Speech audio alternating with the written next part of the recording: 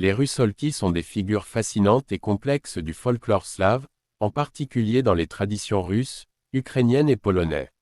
Souvent considérées comme des esprits des eaux, elles incarnent à la fois la beauté, la séduction, la mélancolie et le danger. Leur présence dans les contes et légendes évoque un mélange d'admiration et de crainte, faisant d'elles des symboles puissants de la nature, des émotions humaines et des relations entre les mondes spirituels et mortels. Les origines des Russalki remontent à des croyances anciennes, qui ont évolué au fil des siècles. Dans les temps pré-chrétiens, elles étaient souvent associées à des divinités de l'eau ou à des esprits de la nature, symbolisant les cycles de la vie, de la mort et de la fertilité. À mesure que les religions monothéistes ont pris racine dans la région, ces figures anciennes ont été adaptées et transformées, devenant à la fois des êtres spirituels bienveillants et des entités malicieuses. Dans les mythes et les légendes, les Russalki sont souvent décrites comme des jeunes femmes d'une beauté éclatante, souvent avec de longs cheveux flottants et une peau pâle, se déplaçant gracieusement dans l'eau.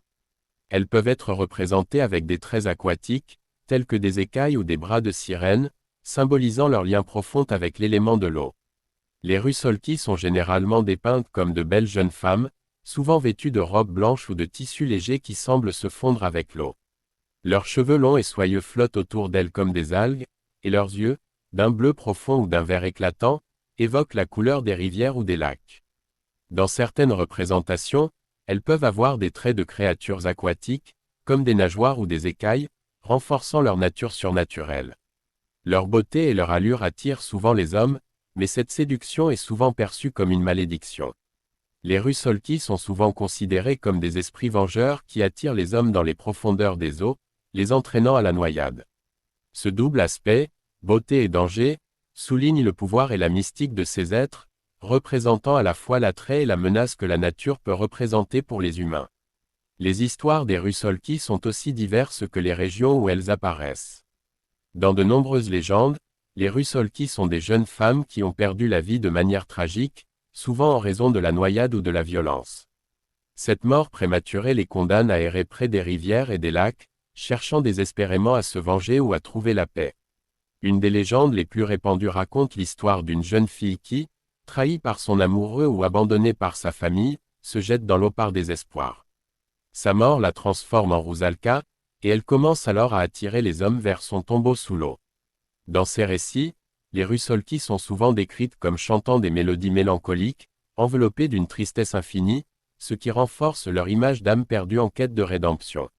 Dans certaines histoires, les Russalki sont également perçues comme des gardiennes des eaux, apportant fertilité aux terres environnantes et protégeant les écosystèmes aquatiques. Elles peuvent être bienveillantes envers les jeunes filles et les enfants, leur offrant des conseils ou des bénédictions. Ce rôle ambigu à la fois destructeur et protecteur, en fait des figures centrales des croyances populaires concernant la nature et la mort.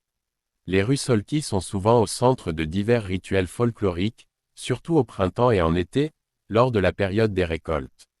Les célébrations peuvent inclure des offrandes de fleurs, de pain ou d'autres produits agricoles placés près des rivières pour apaiser ces esprits et demander leur protection. Dans certaines traditions, les jeunes femmes dansent et chantent au bord des rivières, espérant attirer l'attention des Russalki pour bénéficier de leur bénédiction. Il est également courant de réaliser des rituels pour éloigner les Russalki. Les habitants croyaient que des rites spécifiques, tels que le passage d'un fil rouge sur l'eau ou des incantations, pouvaient empêcher les Russalki d'attirer les hommes dans les profondeurs. Ces pratiques reflètent le désir de vivre en harmonie avec la nature tout en reconnaissant les dangers qu'elle peut représenter. Dans le folklore slave, les Russalki interagissent souvent avec d'autres esprits de la nature, tels que les Léchis, gardiens des forêts, et les Domovois, esprits de la maison.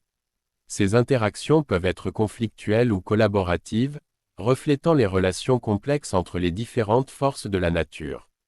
Par exemple, les Russalki peuvent s'allier aux Léchis pour protéger les forêts et les rivières, mais elles peuvent aussi s'opposer à eux lorsqu'il s'agit de défendre leur territoire. Les Russalki continuent d'inspirer l'art, la littérature et la musique à travers le monde. De nombreuses œuvres, allant des ballets aux opéras, mettent en scène ces esprits aquatiques, explorant leurs histoires tragiques et leur beauté envoûtante. L'opéra, Rusalka, d'Antonín Dvořák, par exemple, raconte l'histoire d'une Rusalka qui désire devenir humaine pour aimer un prince, illustrant le désir universel d'appartenir et de vivre des émotions profondes. Dans la culture populaire moderne, les Rusalki sont parfois représentés sous un angle plus romantique, explorant leur désir d'amour et de connexion humaine.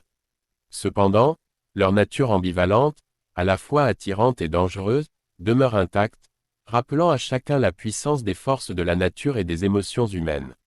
Les Rusalki, en tant qu'esprit des eaux, représentent un aspect profondément enraciné dans le folklore slave, conjuguant beauté, mélancolie et mystère.